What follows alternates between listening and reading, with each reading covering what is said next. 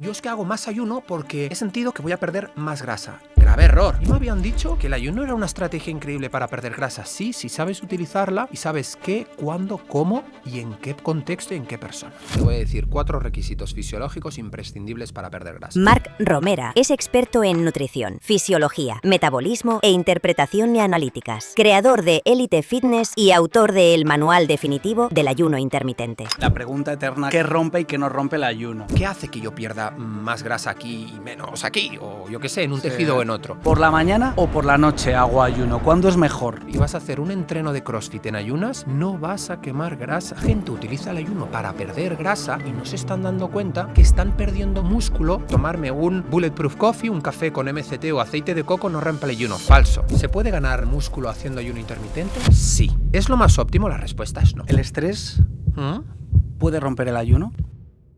Antes de entrar en materia, me preguntáis mucho cómo gestiono mi salud con un estilo de vida tan frenético. Grabaciones, viajes, trabajo, entrenamiento, estrés. Lo primero de todo, con unos buenos hábitos, dando prioridad al descanso, a una nutrición basada en alimentos reales y a moverme continuamente. Y lo segundo, con suplementos de alta calidad. Es aquí donde desde hace un tiempo empecé a apostar por B-Levels. Es una marca española que me convenció primero de todo porque sigo al doctor Antonio Hernández desde hace tiempo, que es el fundador y el director médico, y la verdad es que pocos profesionales como él saben tanto sobre suplementación y sobre salud integrativa. Y segundo, porque trabajan con ingredientes de calidad, con dosis efectivas y de alta biodisponibilidad, y esto es imprescindible para que se produzca una buena asimilación de nutrientes para que no tires tu dinero a la basura. Pero sobre todo porque son coherentes, es decir, si ves a su equipo, son gente que se cuidan la salud, que entrenan y que divulgan sobre nutrición y nunca te venderían una pastilla si no estás haciendo lo esencial. Así que si quieres empezar a suplementarte con máxima calidad, entra en blevels.com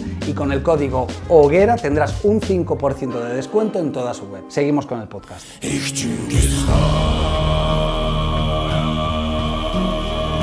Bienvenidos amigos y amigas a Podcast La Hoguera. Volvemos a otro episodio sobre una temática que me lleváis mucho tiempo pidiendo, que es cómo optimizar mi grasa y mi masa muscular utilizando una herramienta que es ancestral, pero que últimamente se habla mucho de ella, que es el ayuno.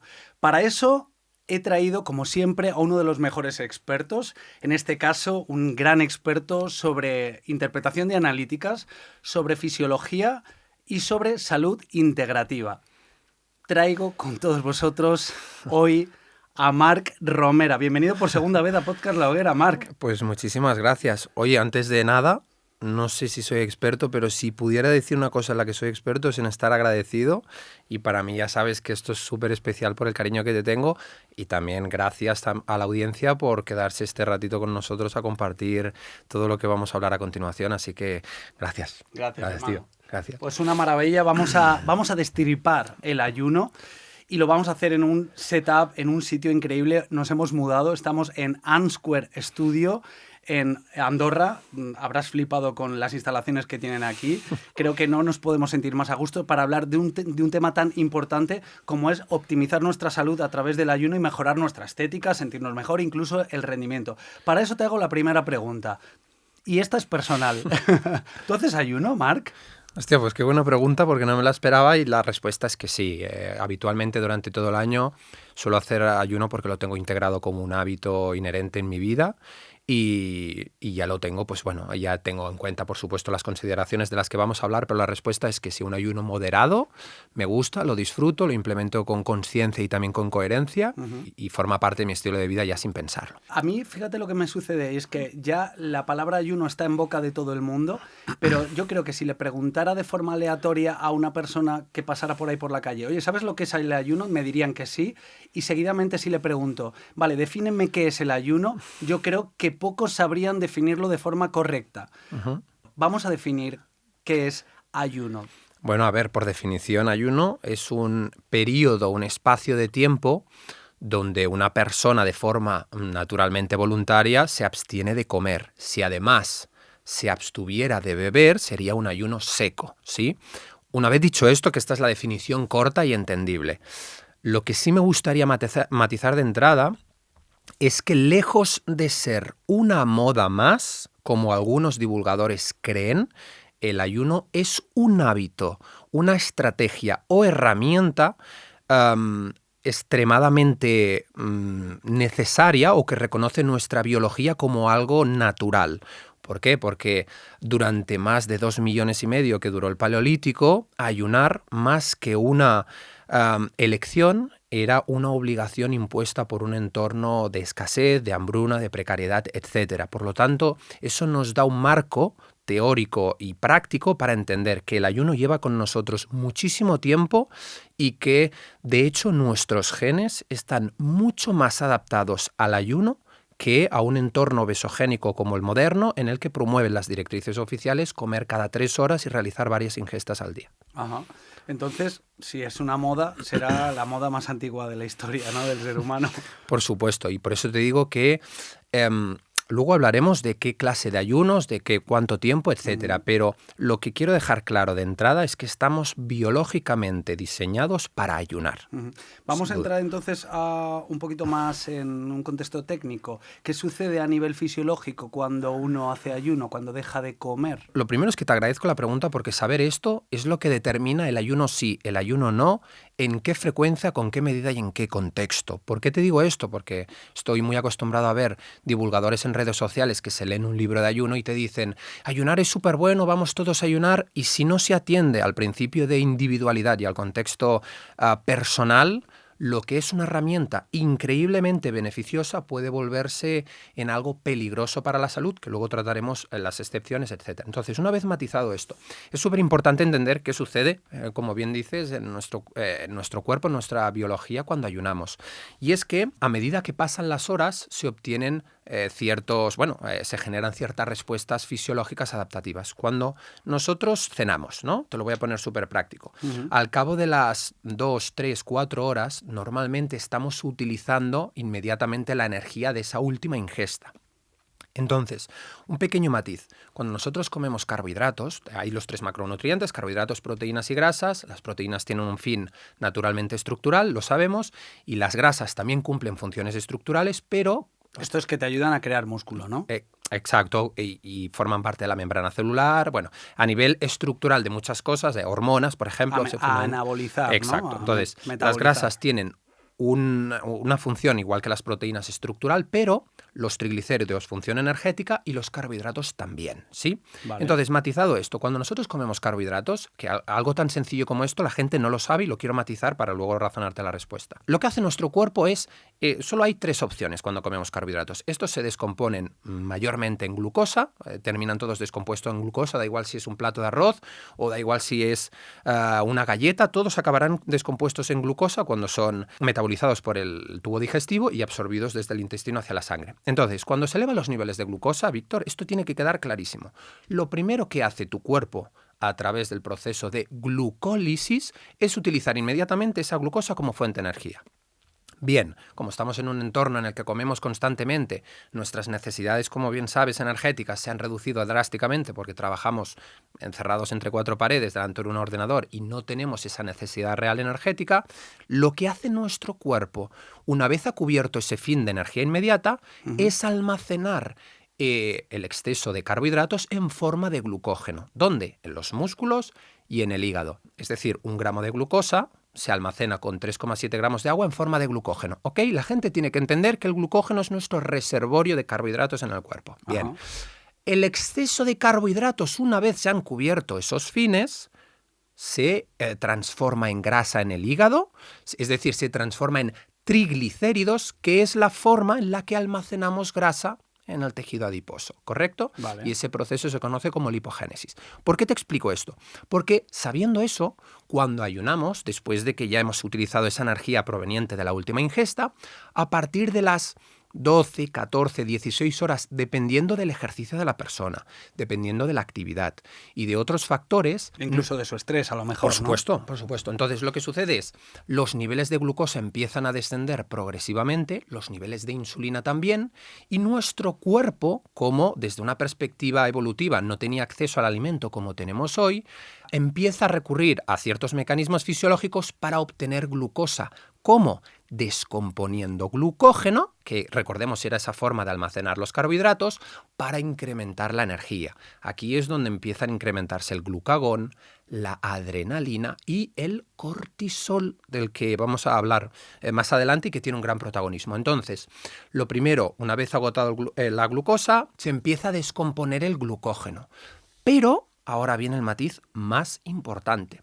Se estima aproximadamente que un adulto promedio almacena unos 150 gramos de media de glucógeno en el hígado y entre 300, 400 de glucógeno en el músculo. Insisto, esto es algo entrenable, pero de media para tener una referencia. Bien, un dato interesante. El glucógeno del músculo nunca cede glucosa al torrente sanguíneo y es de uso exclusivo. Esto quiere decir que si tus reservas de glucógeno musculares están llenas, solo se vaciarán cuando el músculo está implicado en una acción deportiva, ¿ok? Al moverte, vamos. Exacto. Al hacer ejercicio. Entonces, es la función del hígado. El hígado tiene una función que se llama función amortiguadora de la glucosa, que lo que hace es, cuando descienden los niveles de glucosa, libera glucagón y esta hormona descompone glucógeno para incrementar los niveles de glucemia y encontrar ese rango de equilibrio. Ahora, lo interesante viene aquí. Después de aproximadamente, siempre hablamos por supuesto que nadie lo tome como una referencia estricta, hablamos de un marco teórico. Cuando sucede en un espacio de tiempo de entre 14 y 16 horas, 14 si la persona se levanta y hace ejercicio y 16 incluso si no lo hiciera, las reservas de glucógeno hepáticas, recordemos, se han agotado. Ajá. ¿Y qué sucede entonces? Normalmente, perdona un inciso, normalmente esas reservas de glucógeno hepático en esas 14-16 horas, aunque no te muevas, se suelen agotar. Por supuesto. Y esto es una pregunta súper interesante, que es lo que te iba a comentar ahora. ¿Por qué se sigue reduciendo la glucosa? Porque, normalmente, cada vez que elevamos la glucosa, esta pasa a ser la fuente principal de energía, desplazando el uso de ácidos grasos como energía. ¿Por qué te digo esto? Porque algo muy, muy, muy, muy poco sabido y muy necesario, Víctor, es que tenemos ciertos tejidos que son dependientes de glucosa.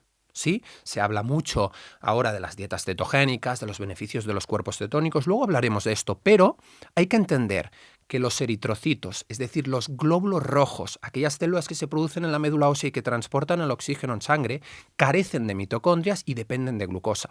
Pero no solo, tenemos astrocitos, células gliales y ciertas células del sistema inmune que se benefician de un metabolismo proveniente de este sustrato. ¿Y por qué te digo esto, Víctor? Porque incluso en condiciones de cetosis, incluso en condiciones de ayuno, tu cuerpo siempre va a necesitar producir una pequeña parte de glucosa. Hasta el cerebro, ¿no, Marc? 100%, ¿eh? De hecho, una gran parte de las células del cerebro, lo que te decía, astrocitos, células gliales, etcétera, dependen de este sustrato. Entonces, si sabemos esto, que es algo que omiten muchísimas personas por desconocimiento, entenderemos que siempre habrá, en mayor o menor medida, una necesidad mínima de glucosa que nuestro cuerpo obtiene mediante, lo que habíamos dicho, la descomposición de glucógeno, pero ¿qué sucede una vez transcurrido ese espacio de 16 horas y se ha agotado el glucógeno? Que nuestro cuerpo va a necesitar crear esa glucosa a partir de precursores no glucídicos, como puede ser el piruvato, aminoácidos, glicerol o lactato. Y aquí se pone la cosa súper interesante, amigo, porque cuando tienen que incrementarse los niveles de glucosa en sangre, lo hacen a través de 3 hormonas. Habitualmente estamos muy acostumbrados a hablar del eje hipotalámico hipofisario adrenal y que se incrementan los niveles de cortisol, sí, pero no es la única hormona. Hay hormonas que se llaman contrarreguladoras, como el glucagón y la adrenalina, que ejercen un efecto hiperglucemiante, es decir, incrementan los niveles de azúcar en sangre y lo hacen de 2 maneras. Una, hemos dicho, a través de la glucogenólisis, descomposición de glucógeno, ¿recuerdas, no? El almacén energético. Y el segundo punto es que la adrenalina, el glucagón y el cortisol ejercen efectos en la gluconeogénesis, que es la formación de nueva formación de glucosa. Quedaros con este concepto, amigos, porque yo sé que todos estáis esperando la receta de cómo perder grasa a través del ayuno. Y yo sé que Marc está preparando el terreno para soltar el bombazo. Estamos en la gluconeogénesis, que es un proceso muy interesante. Mediante el cual nuestro cuerpo produce glucosa en ausencia de glucosa exógena, porque no hemos comido, y en ausencia de glucógeno, porque lo hemos depletado a partir de esas 16 horas de ayuno. ¿Y por qué digo que aquí se pone interesante? Porque esto es lo que va a determinar si el ayuno resulta una herramienta positiva para una persona o si no. Porque la hormona más hiperglucemiante y gluconeogénica, a pesar de estas tres, hiperglucémica significa que incrementa la glucemia en sangre, ¿verdad? La que más es el cortisol. Vale. Y lo que tú tienes que preguntarte como usuario es, ¿qué sustrato utiliza el cortisol para elevar la glucosa en sangre? Y el sustrato son aminoácidos del tejido muscular. ¿Por qué del tejido muscular? Porque es el reservorio principal de aminoácidos. Entonces, solo si la gente se queda con esto, entenderá que tener niveles elevados de cortisol debido simplemente a un estrés crónico, un estrés emocional, incluso inducido por un exceso en el volumen de ayuno, va a incrementar el cortisol. Y señoras y señores, independientemente de que ustedes hagan dieta cetogénica, independientemente de que el glicerol se puede utilizar en este proceso, quédense con que el cortisol utiliza aminoácidos del tejido muscular para incrementar la glucosa. ¿Y sabes por qué esto es súper paradójico? Porque la gente utiliza el ayuno para perder grasa y no se están dando cuenta que están perdiendo músculo cuando se exceden con estos ayunos, no los contextualizan bien o cuando se implementan en un estado de estrés fisiológico, porque pronuncian el cortisol y el cortisol eleva la glucosa, desplaza el uso de ácidos grasos y además genera un entorno catabólico y destructivo de la masa muscular. Luego hablaremos de esto, ¿no? Pero un último matiz, luego seguimos, me puedes preguntar lo que quieras, pero un matiz súper interesante. El cortisol no solo ejerce ese efecto, porque podrías pensar, bueno, me hace quemar músculo, luego consumo suficiente proteína y ya está. No, amigos, el cortisol es una hormona que genera resistencia a la insulina cuando está crónicamente elevada. ¿Por qué? Porque desde una perspectiva evolutiva, el cortisol tiene una vida media entre 60 y 90 minutos, Víctor, y nos ofrecía, junto con la adrenalina y el glucagón, energía inmediata para poder hacer frente a algún tipo de estresor físico, en aquel momento un depredador. ¿Qué sucede? Que debido al estrés moderno estamos constantemente liberando cortisol y el cortisol está constantemente elevando la glucosa en sangre a partir de aminoácidos. Y eso hace que incluso personas que ayunan mucho, que les han dicho que es una estrategia muy beneficiosa para regular los niveles de azúcar en sangre, ojo, en ese contexto puede comprometer los niveles de azúcar en sangre porque genera resistencia a la insulina, y esto es algo que hablaremos un poco más adelante. Voy a hacer un breve resumen según yo lo estoy entendiendo, esta parte del cortisol, y es que si yo hago ayuno, elevo el cortisol en sangre. Sí, un estresor fisiológico. Esto tiene que quedar claro. El ayuno es, en mayor o menor medida, un estresor. Sí, y eleva el cortisol. Y el cortisol es algo que para mí es nuevo. El cortisol es un catabolizador de masa muscular. Sin duda. ¿Siempre? Sí. Porque, aunque sea de forma puntual. Sin duda. Si tú estás estresado y tienes niveles elevados de cortisol, el cortisol es una hormona catabólica. Pero entonces, ¿el cortisol, Marc, es malo? No, de hecho, gracias por esta pregunta, porque tendemos a demonizar mucho en redes sociales blanco o negro sin entender los beneficios, ¿no? Tendemos a demonizar los carbohidratos porque elevan la insulina sin darnos cuenta que la insulina es una de las hormonas más anabólicas y que protege el tejido muscular y que sin insulina no se da síntesis proteica muscular. Pero en el cortisol también es la hormona más antiinflamatoria que existe. Ajá. La más antiinflamatoria, es decir, bloquea la cascada de prostaglandinas, de tromboxanos. Tú cuando tienes un traumatismo o una infección, tú vas a la selva y tienes cualquier tipo de infección porque estás en un país que no reconoces y vas al hospital porque te empieza a dar alergia y no sabes el qué, lo primero que van a ponerte en urgencias es algún análogo de una potencia entre 4 y 20 veces superior al cortisol para bloquear esa cascada inflamatoria. Entonces, fíjate, sin cortisol acabaríamos como una persona, desafortunadamente, empatizo con estas personas, que tienen fibromialgia o fatiga crónica y que no tienen niveles de energía por la mañana. Recuerda que era una hormona hiperglucemiante, que sienten un estado de fatiga crónica y que no tienen la capacidad de desinflamarse por esa acción antiinflamatoria que tiene esta hormona. Por lo tanto, el cortisol no es el enemigo es el estrés crónico. Vale, ok. O sea, el cortisol provocado por el ayuno sin tener un estrés crónico, puede ser una respuesta fisiológica correcta dentro de un marco bien controlado. Exacto. ¿No? Aquí se trata de no demonizar nada, ni de no decir esto es bueno o malo, sino entender cuándo es bueno y cuándo es malo. Vale, y nos has explicado a nivel fisiológico cuáles son las respuestas de utilización o creación de glucógeno a través del ayuno, pero no nos has dado la respuesta. Yo sé que la gente está esperando. Luego hablaremos también de la masa muscular, el entrenamiento de hipertrofia para hipertrofiar músculo, utilizando el ayuno como una estrategia que pudiera ser, ahora nos cuenta Marc, interesante. Pero no nos has hablado de las grasas. A eso iba. Quiero que nos hables de las grasas. Claro. Cuando han sucedido esas 16 horas de ayuno que te decía que nuestras reservas de glucógeno se han agotado, las del hígado, recordemos, nuestro cuerpo, insisto, siempre habrá cierta necesidad de gluconeogénesis, que puede ser más o menos reducida dependiendo del grado de estrés de la persona. Pero supongamos que la persona es una persona que no tiene estrés, que tiene, pues no sé, que está de vacaciones, que se expone al sol, que va a salir a caminar. En ese contexto es donde se empiezan a descomponer triglicéridos. Recordemos, es la forma de almacenar grasa en el tejido adiposo. Se descomponen los triglicéridos para obtener ácidos grasos y glicerol.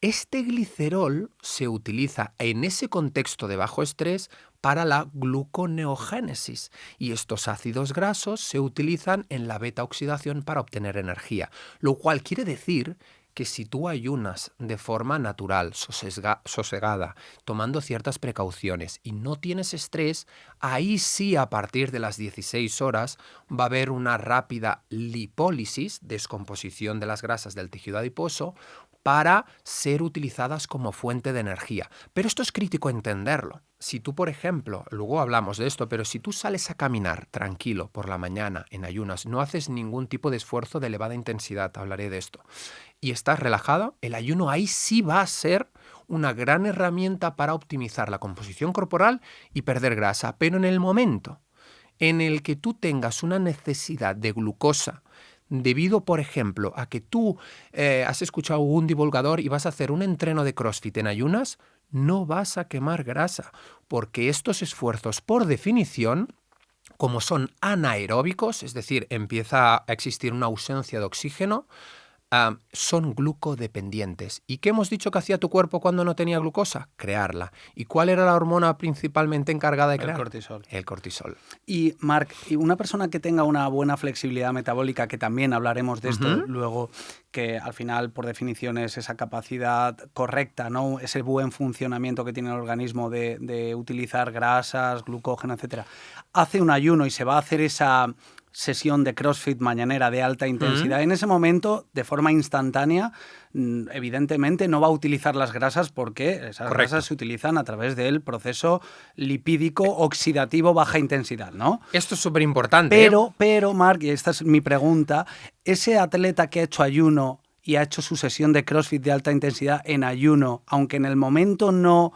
utilice grasas, si después se mantiene en ayuno posteriormente y tiene una buena flexibilidad metabólica, ¿podría estar posteriormente utilizando grasas como sustrato energético? Sí, la respuesta es que sí. Es decir, lo que tenemos que entender es que la intensidad de cualquier tipo de esfuerzo es lo que va a marcar si tu cuerpo en ese estado consume glucosa o consume grasa. Y lo que la gente tiene que entender a partir de este momento es que si la intensidad del esfuerzo es elevada y por tanto es glucodependiente, entiéndase CrossFit, un entreno de fuerza muy intenso, un boxeo, un spinning muy intenso, etcétera, va a necesitar glucosa y la va a crear a través de la gluconeogénesis. Y aquí un dato fricazo, porque sé que hay gente que nos sigue que también tiene cierto nivel de conocimiento, sé que hay personas que son muy defensoras y se ponen en el sesgo de la keto es lo mejor y la gluconeogénesis.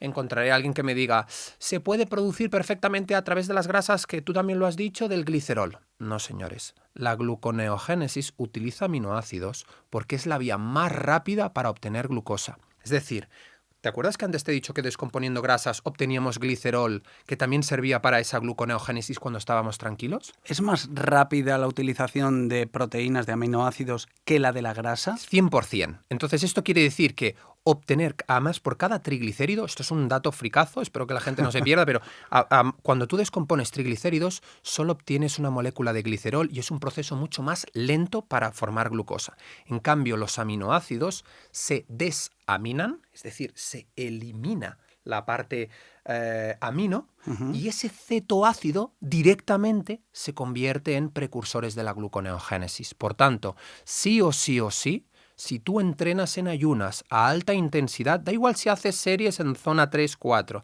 da igual si haces CrossFit, la necesidad de glucosa va a generar un aumento de la gluconeogénesis y la hormona que más va a facilitar ese proceso es el cortisol en primer lugar y en segundo y tercer lugar la adrenalina, que también se eleva el sistema nervioso simpático durante el ejercicio, y el glucagón. Y solo un dato interesante para seguir. Fíjate que entonces pensaríamos, hostia, pues la adrenalina y el glucagón, si son hormonas hiperglucemiantes, también son enemigas, por decirlo de alguna manera, y la respuesta es que no. Por eso es tan interesante conocer la fisiología. Si la adrenalina se une a determinados receptores en el hígado, igual que el glucagón, provocan gluconeogénesis o glucogenólisis. Pero, este es el dato más interesante para que veas lo fascinante que es esto. Si el glucagón, o más especialmente, sobre todo especialmente la adrenalina, se une a los receptores, o si quieres entramos en esto si te gusta la fricada, se une a los receptores beta 2, acordaros, beta 2 en el tejido adiposo, provoca lipólisis. ¿Esos receptores qué son? Vale, te explico. Normalmente, para que una hormona haga su efecto, imaginemos las personas que tienen desconocimiento del tema, una hormona se une al receptor igual que una llave a una cerradura y desencadena una respuesta. Ajá. Dependiendo del tipo de receptor, dependiendo del tipo de puerta, genera una respuesta u otra. Ajá. Esto es súper interesante que lo toquemos porque voy a explicar un matiz que te va a volar la cabeza. Se nota que te apasiona, Me apasiona, el tema, me apasiona Estás disfrutando. Entonces, yo siempre me he preguntado, porque se trata de pérdida de grasa este podcast, yo siempre me he preguntado, incluso antes afuera con la chica, decíamos, oye, ¿qué hace que yo pierda más grasa aquí y menos aquí? O yo qué sé, en un tejido o en otro. Pues la respuesta está determinada, uno, por el número de adipocitos y la sensibilidad de estos adipocitos a la insulina, que lo expliqué en otro podcast, no me voy a extender. Dos, el tema de irrigación sanguínea de un tipo de tejidos u otros, pero ahora voy al tercer tema que no se ha explicado nadie en ningún podcast y que te lo voy a explicar aquí en primicia para perder grasa. Esto es clickbait, ¿eh? Esto es clickbait total. Es completamente no hay nadie nuevo. que haya dicho esto en un podcast. Prestad nadie. atención. Esto es súper interesante, por favor, prestar atención. Nosotros, dependiendo de...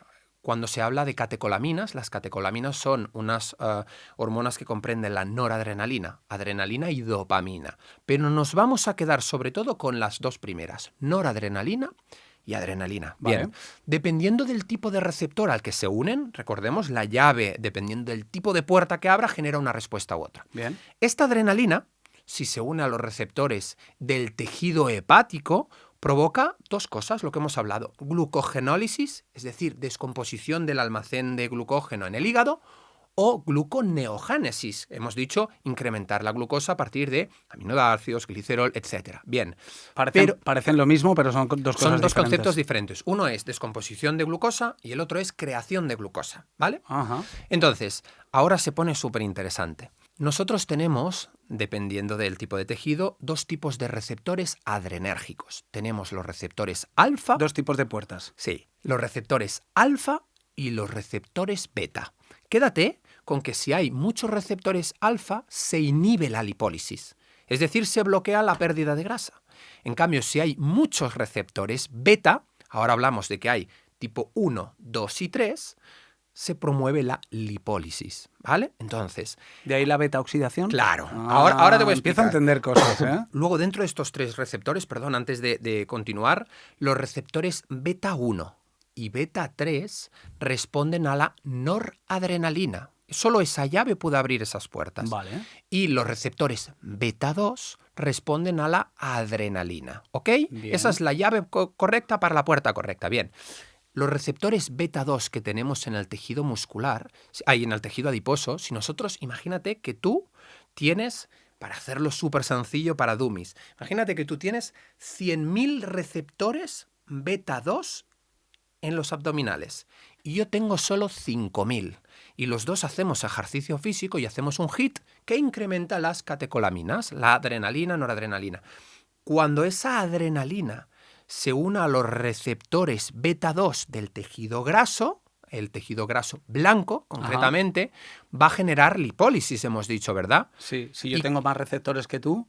Perderás mucha más grasa o con mayor facilidad que yo. O sea que la clave está en tener más beta 2. Totalmente. Más receptores beta 2. Totalmente. ¿Cómo hacemos eso, Marc? Claro, a través del ejercicio físico, una parte viene determinada genéticamente. Por eso hay muchas personas que dicen, pues tío, yo llevo toda la vida comiendo en el McDonald's y no tengo acumulación de grasa abdominal. A mí me ha pasado. Claro, ¿te acuerdas que un día lo hablábamos que tú decías, hostia, pues yo nunca he tenido problema con la dieta porque estoy... ¿Por qué? Porque es muy probable que tú tengas menos número de adipocitos que yo, menos sensibilidad a la insulina, por tanto, en el adipocito que yo. ¿Y por qué digo sensibilidad a la insulina? Porque cuando elevamos la insulina no solo captamos glucosa en el músculo, captamos glucosa también en el tejido adiposo. Y esa glucosa obtenemos glicerol 3-fosfato que se une a los ácidos grasos para formar triglicéridos. Es decir, estados de hiperinsulinemia promueven el almacenamiento de grasa. Si tú tienes menos adipocitos y menos receptores, almacenarás menos grasa. Pero es que si además tú tienes más receptores beta 2 que responden a la adrenalina, movilizarás muchas más grasas o con mayor facilidad tú que yo. Cuando yo tenga adrenalina, genere adrenalina. Exactamente. ¿No? Y la adrenalina se genera cuando uno está excitado, cuando entrenando. Activas el sistema nervioso simpático, Vale. cuando tú... Entonces, ¿qué te quiero decir con todo esto?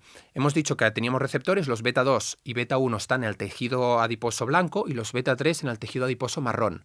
Cuando la noradrenalina se une al beta 1, genera lipólisis en el tejido blanco, pero cuando se une al beta 3 en el tejido adiposo marrón... Espera, inciso, cuando la noradrenalina... Noradrenalina. Voy despacio porque yo más o menos dentro de los tres... Cuando la noradrenalina se une a los beta 1, has dicho. La adrenalina se une al beta 1 y al beta 3. Vale. La adrenalina se une al beta 2. Vale. El 1 y el 2 están en el tejido adiposo blanco. Blanco, es decir, que es la grasa subcutánea. Vale. Y el beta 3 está en el tejido adiposo marrón. Entonces, cuando tú haces una ducha de agua fría, cuando tú haces un baño de hielo, estimulas el sistema nervioso simpático y elevas adrenalina y noradrenalina. Bien. Y esa noradrenalina viaja hasta el receptor que te he dicho, beta 3, en el tejido adiposo marrón. ¿Y qué produce? No produce energía, produce calor. Termogénesis, porque tenemos unas proteínas desacoplantes en la mitocondria que en lugar de producir ATP, producen calor.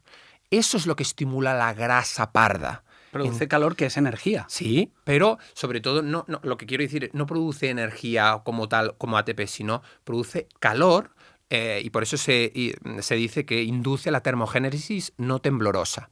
Pero para sintetizarlo, sobre todo lo que quiero que se entienda es que, fíjate que lo que hemos hablado es que dependiendo del tipo de receptor y tejido al que se une una hormona u otra, desencadena un u otro resultado. Por lo tanto, insisto, no debemos demonizar ningún tipo de hormona, sino debemos atender qué sucede en nuestro cuerpo en determinado contexto para saber si lo que estamos haciendo es o no es acertado. Súper interesante, Marc. Además, a mí me gustaría plantear la pregunta eterna que se ha hecho y se seguirá haciendo el resto de la historia del ser humano, que es la de qué rompe y qué no rompe el ayuno. Vale. Voy a explicar dos cosas referentes a tu consulta y que la gente... Como esto va de pérdida de grasa, te voy a decir cuatro requisitos fisiológicos imprescindibles para perder grasa. Primero, bajos niveles de glucosa, de glucógeno, de insulina y presencia de oxígeno. Punto. Entonces, ¿qué significa? Que más allá del sesgo calórico, de calorías que entran, todo eso está obsoleto. Vamos a hablar de fisiología. Entonces, primero, bajos niveles de glucosa. ¿Por qué? Muy fácil, porque cuando tú comes carbohidratos o elevas el cortisol y se eleva la glucosa, automáticamente, si se eleva la glucosa, te he dicho antes que pasa a ser la fuente de energía inmediata por nuestro organismo y se desplaza el uso de grasas. Punto. Eso quiere decir de entrada, Víctor, que no sirve de nada que tú te metas una paella y a las 2 horas vayas al gimnasio a matarte en una cinta para quemar grasa, porque hasta que no se reduzcan considerablemente los niveles de glucosa, de glucógeno y de insulina y haya presencia de oxígeno, hasta que no haya pasado cierto tiempo no oxidarás grasa. Vale. Segundo, niveles bajos de glucógeno. ¿Por qué? Porque, insisto, siempre habrá, en cierta medida, mayor o menor descomposición de glucógeno. Entonces, si las reservas de glucógeno están agotadas, ahí estás forzando o potenciando, optimizando que tu cuerpo siempre que estés relajado, insisto, que no haya cortisol y que estés en un ambiente tranquilo, potencie la lipólisis, es decir, la descomposición de triglicéridos para obtener ácidos grasos para ser usados en la beta-oxidación de ácidos grasos, ¿vale? Entonces, una vez dicho esto, bajos niveles de insulina. ¿Por qué? Esto la gente lo tiene que entender ya. Estamos hablando de romper el ayuno. Sí. Yo te explico primero los requisitos fisiológicos, ¿no? Vale. Entonces, si tú requisitos para fisiológicos perder grasa. para perder grasa en bajos ayuno. niveles de glucosa, bajos niveles... No, ahora te explico el por qué el ayuno por qué el ayuno potencia todo esto. Vale. Bajos niveles de glucosa, bajos niveles de glucógeno, bajos niveles de insulina. ¿Por qué? Porque cuando tú comes carbohidratos y se eleva la glucosa, no solo se desplaza, como acabamos de decir, el uso de grasas como combustible, sino que además se inhibe la principal enzima responsable de la lipólisis, que es la lipasa sensible a hormonas. Y de hecho, la insulina promueve la activación de otra enzima que se conoce como LPL, lipoprotein lipasa, que lo que favorece es el almacenamiento de grasas.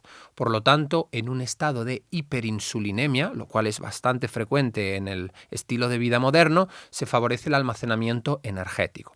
Vale. Entonces, teniendo esto en cuenta, fíjate que, y luego he dicho el último requisito, claro, perdón. Has mencionado tres, eran 4. Presencia de oxígeno. ¿Por qué? Porque otro dato interesante, solo se oxidan o se utilizan los cuerpos cetónicos y los ácidos grasos como energía siempre que haya suficiente aporte de oxígeno y es un requisito ineludible. A medida que la intensidad de cualquier tipo de esfuerzo físico se incrementa y se reduce la disponibilidad de oxígeno, se hace cada vez más evidente la necesidad de obtener energía a partir de la glucólisis, glucogenólisis, gluconeogénesis, porque la glucosa, es el único sustrato energético, aparte de la fosfocreatina, que se utiliza en ausencia de oxígeno fuera de la mitocondria. Vale. Entonces, ¿por qué ahora lo hilo todo, ¿no? Que es lo que tú querías? ¿Por qué es necesario estos requisitos y qué estrategias promueven bajos niveles de glucosa, de glucógeno, elevación de adrenalina, como habíamos hablado, presencia de oxígeno y tal? El ejercicio físico, el ayuno, etcétera, ¿sí? Entonces, cuando se dan estas condiciones, tú potencias la pérdida de grasa. ¿Tú no has escuchado siempre lo que siempre se decía en el fitness de salir a hacer cardio en ayunas? Claro, en base al cuarto punto que mencionabas de la presencia del oxígeno. Esto es crítico. Yo digo, vale, presencia de oxígeno, entonces tú ahora mismo estás en presencia de oxígeno, pero estás sentado y yo también. ¿Es posible o es factible optimizar al máximo el ejercicio, la utilización con presencia de oxígeno, pero siempre oxidando grasas? Claro, es lo que te digo, si ahora estamos oxidando grasas en cierto nivel, queremos potenciar la oxidación de grasas, tenemos que hacer algún tipo de actividad que potencie el uso de este sustrato, como puede ser caminar, trotar, nadar, andar en bici, siempre un paseo suave, una zona 2 oxidativa, los que se dedican al running. Sabes que soy muy amante de la percepción subjetiva del esfuerzo. Si tú puedes hablar con tu cuñado mientras corres, estás oxidando grasa. Hablar normal, con normalidad. Si puedes hacer esto mientras estamos haciendo... Mientras haces running. Mientras haces running, estás oxidando grasa. Vale. Si tú me tienes que decir, Marc, espera un momento, tío, que estoy ahogado. Ahí ya es un indicio de que falta oxígeno y que estás empezando a oxidar glucosa. Entiendo. Muy interesante. Entonces, ¿qué rompe el ayuno y qué no rompe el ayuno? Bueno, venga. Primero, que es un término, a mí me gusta decir que esto es un reduccionismo total. Primero porque el ayuno es mucho más que autofagia, que es un tema del que tenemos que hablar. Entonces, la autofagia, por definición, es un proceso de reciclaje celular donde tus células, en respuesta de estrés fisiológico, bien sea ejercicio físico, bien sea ayuno, restricción energética, bien sea exposición al frío o al calor intensos, se deshace de componentes inservibles o dañados de la célula, ciertos organelos, ciertas estructuras o proteínas mal plegadas para crear nuevas estructuras funcionales. Entonces, esto es un proceso no binario, es decir, no es que a las 12 horas se inicia, no, es un proceso que se inicia gradualmente con el paso de las horas de ayuno, pero no solo con el ayuno, que esto quede muy claro sobre todo. Que permite, pues eso, ¿no? Prevenir la enfermedad, favorecer la longevidad, etc. Entonces, cuando se habla de romper o no el ayuno, es un reduccionismo y una interpretación muy errónea de lo que sucede el ayuno, porque el ayuno es mucho más que eso. Es decir, no hemos hablado ni siquiera de los beneficios del ayuno, pero los voy a comentar. El ayuno aumenta la proteína SIR3, que es la proteína de la juventud, y reduce la mortalidad. El ayuno reduce los niveles de triglicéridos y mejora el perfil lipídico, mejora la presión arterial, aumenta el foco cognitivo y la capacidad energética, la plasticidad neuronal, mejora la sensibilidad a la insulina, previene la resistencia a la insulina, facilita la pérdida de peso reteniendo más masa muscular y facilita, evidentemente, la beta-oxidación de ácidos grasos. Entonces, tiene muchísimos beneficios más allá de la autofagia. Fíjate que te acabo de explicar que promueve la autofagia, pero en todos estos beneficios no te los he mencionado. Entonces, ¿por qué digo esto? Porque cuando hablamos generalmente de si esto rompe o no el ayuno, si yo te dijera ahora técnicamente que todo lo que aporte calorías o genere un sabor dulzor, por definición interrumpe o inhibe la autofagia. Que es el sinónimo de ayuno. A nivel técnico, No, pregunto. la autofagia es un proceso más que se promueve durante el ayuno. Vale. ¿Por qué te digo esto? Porque si tú me dices, oye, Marc, ¿esto rompe o no rompe el ayuno? Yo te diré, ojo, interrumpe o no interrumpe la autofagia, pero tú puedes seguir teniendo beneficios glucémicos, beneficios cognitivos, etcétera, otros beneficios que te he citado, independientemente de si rompe o no eso la autofagia. ¿Me explico? Vamos a ponerlo práctico. Marc, es que yo he sentido por el marketing que tomarme un Bulletproof Coffee, un café con MCT o aceite de coco no rompe el ayuno. Falso. Sobre la teoría esto es totalmente falso. Rompe el ayuno, claro, porque tiene entrada de calorías, aporta energía. No. Ahora, otra cosa es que no sea interesante para incrementar los cuerpos cetónicos si haces una dieta cetogénica. ¿Me explico? Yeah. ¿Vas a obtener los beneficios glucémicos? Sí. ¿Vas a mejorar tu sensibilidad a la insulina? Sí. ¿Rompe el ayuno o la autofagia? Sí. Entonces, todo lo que aporte calorías, todo lo que aporte más de 20 calorías, todo lo que aporte aminoácidos o algún tipo de sustrato que pueda interrumpir ese proceso, esa vía catabólica que conocemos como AMPK, ahí quería interrumpe. Llegar. O sea, en realidad el ayuno es la vía que utiliza, digamos, vía anabólica o vía catabólica, ¿no? Exacto. Vía de alimentarse, ¿no? Alimentarse a través de las estructuras internas. Claro, 100%. Y que esa es, ¿qué vía de las dos? ¿mTOR? AMPK. AMPK, ¿no? es una vía energética global que, de forma simplificada, incluye todos aquellos procesos catabólicos. La oxidación de grasa es un proceso catabólico. Y esta vía, la AMPK, se activa ¿a partir de qué momento? ¿En el mismo momento en el que dejó de comer? No, cuando se... Claro, volvemos a lo mismo. No es que haya un número determinado de horas, etcétera. Cada metabolismo, dependiendo de su flexibilidad metabólica, su estado hormonal, de muchas cosas, genera un anabolismo o un catabolismo de forma más fácil. Si tú tienes, Víctor, catecolaminas elevadas, glucagón elevado, adrenalina, etcétera, o cortisol, aumentas el estado catabólico. Si tú tienes la mínima elevación de IGF-1, de insulina, o incluso te tomas un suplemento de aminoácidos que tiene leucina, que leucina activa directamente mTOR, automáticamente bloqueas la oxidación de grasas, o más que la oxidación de grasas, los procesos catabólicos para entrar en un modo anabólico. ¿Sí? Entonces, hablemos de hormonas que promueven esto, un estado anabólico o catabólico. Lo que te decía, tú antes me has preguntado, oye, Marc, ¿el cortisol es una hormona catabólica en cualquier contexto? Sí. ¿La insulina es una hormona anabólica en cualquier contexto? Sí. ¿Entiendes? Entonces... Yo lo que quiero entender, porque según lo estamos planteando, el ayuno, según lo que yo llevo escuchado en el rato que llevamos de charla, no es lo más correcto a la hora de mantener la masa muscular. 100% correcto. ¿Y por qué digo? ¿Es correcto 100%? Sí, 100%. Mira, Hostias. Ahora como sé que hay gente afilando los cuchillos y yo soy una persona de muchos matices, que nadie tenga la piel fina porque lo voy a matizar. A mí me lo tienes que explicar muy bien. Yo no soy experto en esto, pero hostias. Pregunta número 1. Es que aquí me puedo poner súper científico, ¿no? Pregunta número 1. ¿Se puede ganar músculo haciendo ayuno intermitente? Sí. Dependiendo de qué horas, la respuesta es sí. ¿Es lo más óptimo? La respuesta es no.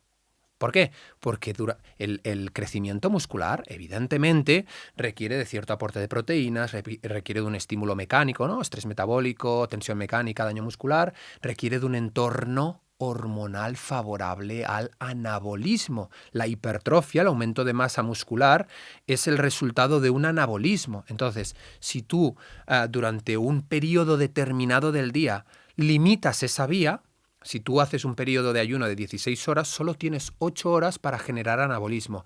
Y eso no es que no sea posible, es que es mucho más difícil que si esa ventana es mucho más amplia. ¿Me explico? Pero si la persona que quiere ganar masa muscular, y todos sabemos, y yo creo que tú también lo compartirás, que la ganancia de músculo, más que la ganancia, porque pensamos en ganancia de músculo de forma indefinida, es como voy a seguir ganando músculo de forma eterna, eso tiene un límite, evidentemente, pero la ganancia de músculo depende directamente de la salud hormonal y de la flexibilidad metabólica, o sea, cómo está tu organismo. 100%. Y tu organismo va a estar mejor si tiene, repito, mejor flexibilidad metabólica.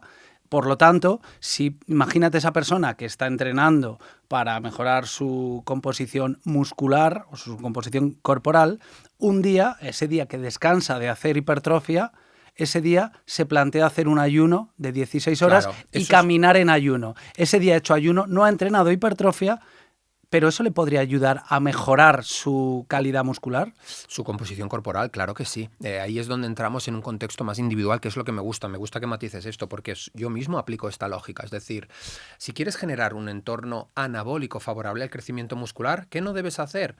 Entrenar en ayunas. ¿Por qué? Porque entrenar en ayunas hemos dicho que puede ser muy interesante, ojo, para favorecer la flexibilidad metabólica de la que hablas, esa capacidad de utilizar diferentes sustratos, pero no para crear músculo. El entreno es un estímulo destructivo, catabólico del tejido muscular. Si además sumamos cortisol del propio ayuno, si además tenemos en cuenta el estrés subyacente emocional o psicológico de la persona, en ese momento estás potenciando todas las vías catabólicas.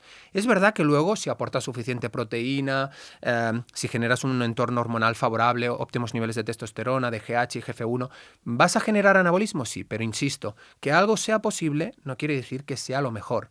¿Se puede perder grasa comiendo carbohidratos? Sí. Y antes he dicho que uno de los requisitos fisiológicos imprescindibles es bajos niveles de insulina. Aunque tú comas pocos carbohidratos, habrá momentos en los que elevas la insulina, se inhibe la pérdida de grasa, y hay otros momentos donde se baja y tú pierdes, evidentemente, si el balance energético es negativo, pierdes grasa. Pero ¿es la mejor opción? No. Yeah. ¿Por qué tienen tanto auge el ayuno y la dieta cetogénica en periodos de pérdida de grasa? Se elevan los cuerpos cetónicos, son moléculas señalizadoras orexígenas, es decir, suprimen el apetito, aumentan el foco cognitivo, reducen el estrés oxidativo. Tienen muchos beneficios, pero uno de ellos es que una dieta cetogénica alta en grasas, alta en proteínas, promueve una mayor saciedad y es mucho más fácil generar un balance energético negativo y sostenerlo.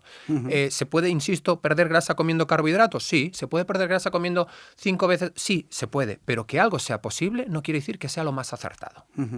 Entonces, por dejar un poco más definido el tema de persona que quiere optimizar su composición corporal, ¿cómo dirías que es la mejor forma de hacerlo para mantener un tono muscular potente, verte bien magro, bien definido, a la vez que utilizo el ayuno como herramienta y pierdo grasa? Muy bien, es una pregunta fantástica y es así como lo promuevo yo o mi equipo de profesionales.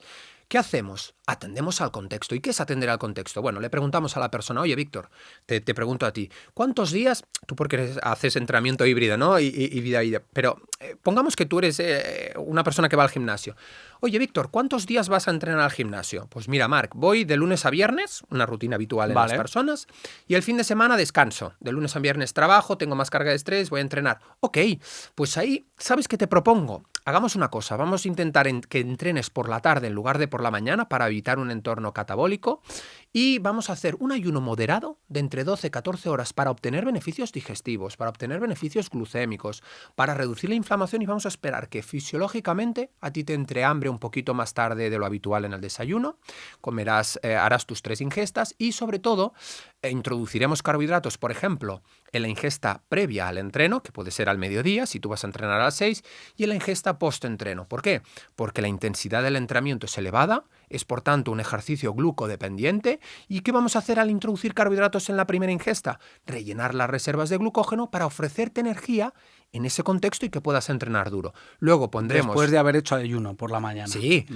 Luego pondremos un poquito también de carbohidrato después de entrenar porque nos va a permitir estimular la insulina. La insulina, ojo, no solo mejora el transporte de glucosa al interior de las células, sino también mejora y facilita la captación de aminoácidos y estimula la síntesis proteica. Sin insulina no se da la síntesis proteica muscular. Entonces, pueden decirme... los defensores de la keto y tal, sí, pero con la dieta cetogénica la proteína también eleva la insulina, sí, pero no en la misma medida que lo hacen los carbohidratos. Y por tanto, si quieres maximizar tu ganancia muscular, tu recuperación, etcétera, y facilitar la resíntesis de glucógeno, carbohidratos post-entreno, que además también reducen el cortisol, y podemos hablar aquí de un dato muy interesante de comer carbos por la noche. Entonces, esa persona está entrenando fuerza, le está dando un estímulo anabólico, le está dando los macronutrientes necesarios, está generando un entorno alto en hormona de crecimiento, testosterona a través del ejercicio físico, bajos niveles de cortisol, buenas ingestas, buenos nutrientes y proteína suficiente para que se dé. Ahora, el fin de semana, tú me has dicho que tienes descanso del trabajo, estás tranquilo a nivel emocional, no vas a hacer ejercicio físico. Te voy a proponer, Víctor, que salgamos a pasear tú y yo, hagamos, no sé, 7, 8.000 pasos tranquilos, exponiéndonos al sol también para obtener los beneficios circadianos de la exposición al sol, y vamos a salir a andar o correr. Tú decides, ¿a ti no te gusta andar? Vamos a correr en zona 2 y vamos a potenciar andar. esa oxidación de grasas. Entonces, es en ese contexto donde tú no tienes una necesidad fisiológica real de aportar carbohidratos porque no hay ningún tipo de esfuerzo intenso que lo justifique, y ahí es donde vamos a aumentar las grasas, las proteínas, los vegetales. Vamos a hacer un ayuno un poquito más extendido, porque tú ya te has acostumbrado a 14 horas, de 16 horas, nos salimos a beber un poquito de agua de mar con agua filtrada para que no nos falten minerales y no tengamos una excreción de un aumento de la diuresis por esa bajada de sodio. Uh-huh. Y ya verás como en ese momento, el fin de semana, tú estás potenciando la oxidación de grasas y entre semana estás potenciando la creación de músculo, aportando suficientes nutrientes. Insisto, ¿que lo puedes hacer haciendo ayuno y dieta keto? Se puede. ¿Qué es lo mejor? Evidentemente que no. ¿Y el ayuno, el estrés puede romper el ayuno? 100%. O sea, yo no desayuno, me levanto, no desayuno, me voy a trabajar y... No, volvemos a lo mismo. Puede romper el ayuno no como tal, porque de hecho el estrés fisiológico promueve las rutas catabólicas, pero sí puede inhibir o bloquear parcialmente la pérdida de grasa, que es lo que te quiero decir. Ya. Es paradójico, Víctor, ¿y por qué lo digo? Porque hay personas haciendo ayuno MAT. Ayuno MAT es las siglas One Meal a Day, una comida al día, porque siguen a ciertos divulgadores extremistas de los ayunos y de la dieta keto, y dicen, yo es que hago más ayuno porque he sentido que voy a perder más grasa. Grave error. Estás estresando tu eje hipotalámico hipofisario adrenal, estás liberando más cortisol. ¿Y qué hace el cortisol? Descomponer músculo, elevar los niveles de glucosa y generar resistencia a la insulina. Y es paradójico porque luego venís a consulta diciéndome, es que me veo delgado, pero no me veo definido. Y le digo, amigos, porque te has cargado tu masa muscular por exceso de ayunos, por exceso de ortorexia que genera una elevación más pronunciada del cortisol y porque estás todo el día estresado. ¿Y cómo mejora la gente? ¿Cómo mejora la gente y pierde grasa? Introduciendo carbohidratos y moderando los ayunos. Ya, pero a mí me habían dicho que el ayuno era una estrategia increíble para perder grasa. Sí, si sabes utilizarla y sabes qué, cuándo, cómo y en qué contexto y en qué persona. Porque si no tienes en cuenta nada de eso, como hacen algunos divulgadores, ayunar por ayunar, vamos a promover un ayuno profundo de 72 horas. Déjame decirte que si eres una persona con estrés crónico o una mujer con hipotiroidismo de Hashimoto, vas a tener problemas. Vas a tener muchos problemas si te aventuras a hacer esta clase de ayunos prolongados, seguro. Te iba a preguntar, porque me has dicho el tema de los carbohidratos, introducir los carbohidratos al mediodía, si luego vas a entrenar la fuerza para hipertrofiar o para mejorar la masa muscular. ¿Qué tipo de carbohidrato, después de hacer un ayuno durante la mañana en un escenario normal, ¿vale? Sí, pero ojo, estamos hablando... Bueno, es que aquí abres un melón brutal que si me mojo puede generar una controversia brutal. Sin irnos demasiado, porque sí que quiero... Has mencionado el tema de la tiroides y del estrés. Quiero irme hacia ahí, ¿vale? Pero lo que te quiero decir es que si tú haces un ayuno de 14 horas, haces 3 ingestas. En la primera ingesta, grasas y proteína, que es la mejor forma de romper el ayuno. En la ingesta del mediodía, carbohidratos, entrenas. Y en la última ingesta, carbohidratos para la reposición de glucógeno. Antes de acostarte. Claro. Te doy un dato, y es un dato fisiológicamente contrastado, y hablo mucho de ello en mi canal de YouTube. ¿Comer carbohidratos por la noche puede mejorar el entorno del descanso y reducir los niveles de cortisol? Rotundamente sí. A mí sí. Vale. A nivel objetivo también. ¿Por qué? Vale.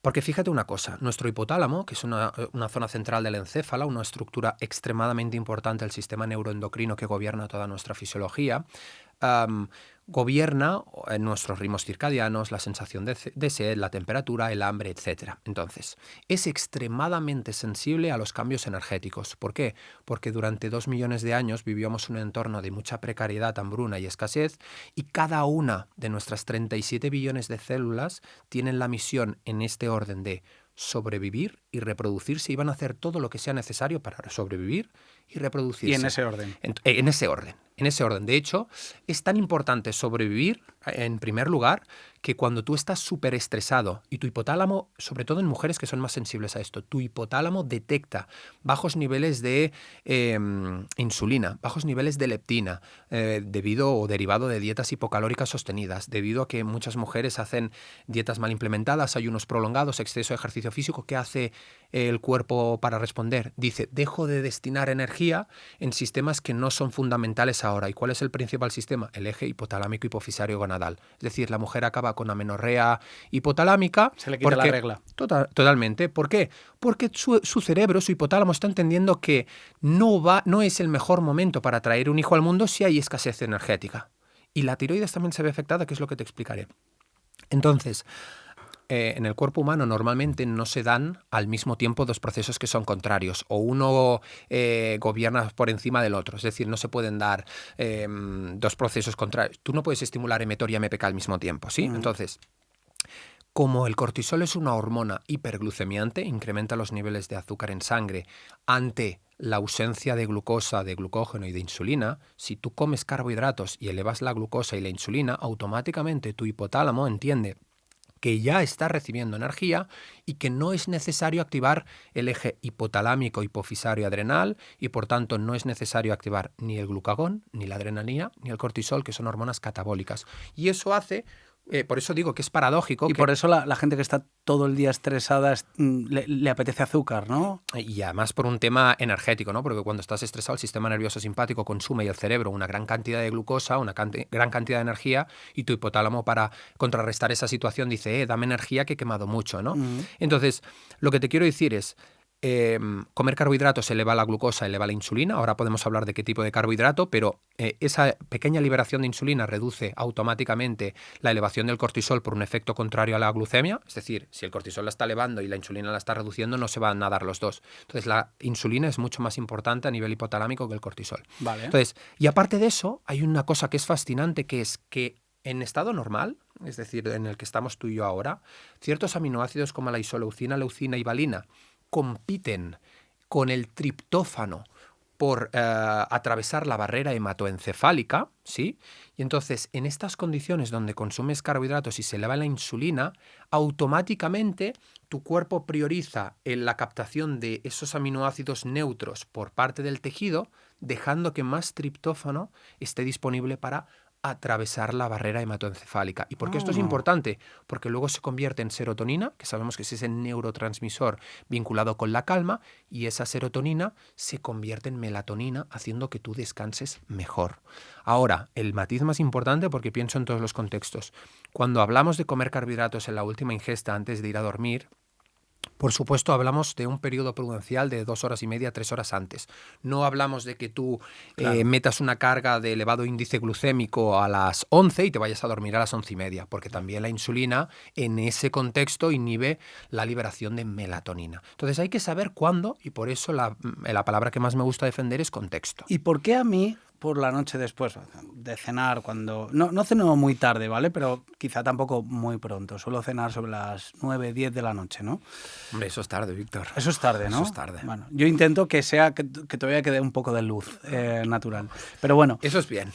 ¿Por qué tengo la sensación de que en el momento en el que me lleno, y si puede ser con algún yogur, con un poco de miel y nueces, un poquito de índice glucémico alto, porque eleva la serotonina, tengo esa sensación de bebé, de ahora sí, y me quedo frito. Por eso, porque eleva la serotonina, y entonces por esa conversión de triptófano, cuando se eleva la serotonina tú sientes placer.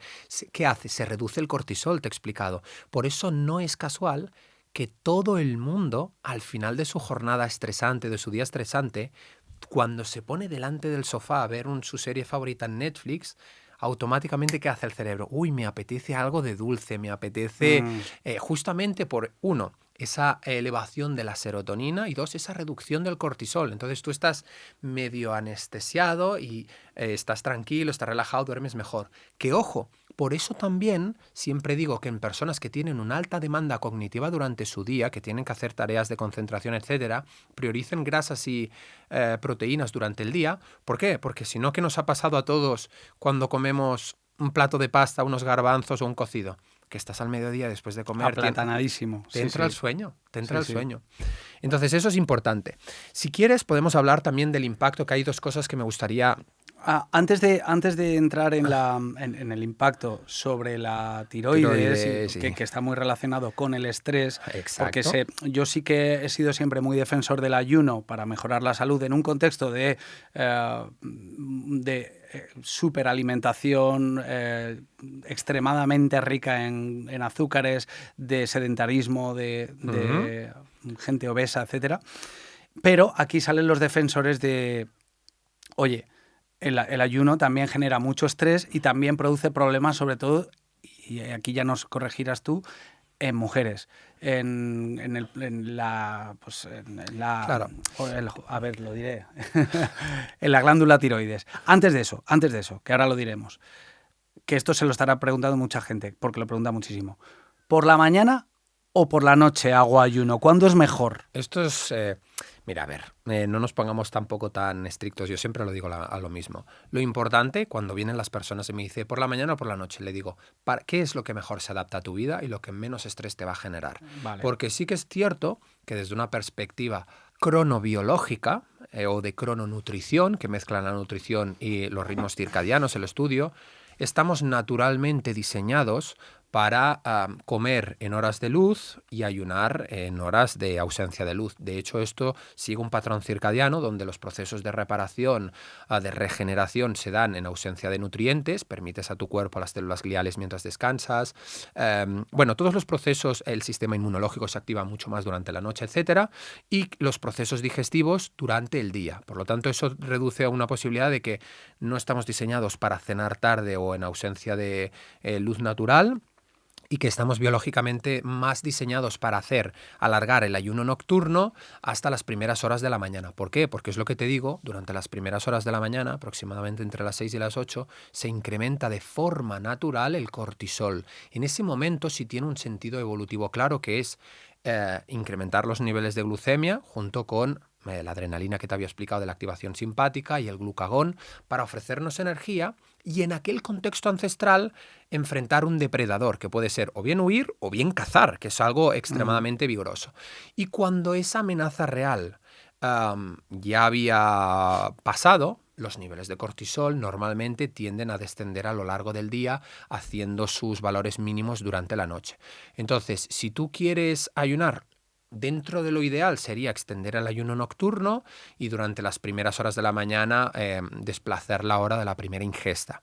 Ahora, insisto, el ayuno da igual si ayunas de día o de noche o por la tarde, da igual. Lo más importante para mí es que se adapte al contexto hormonal de la persona, que le facilite la vida.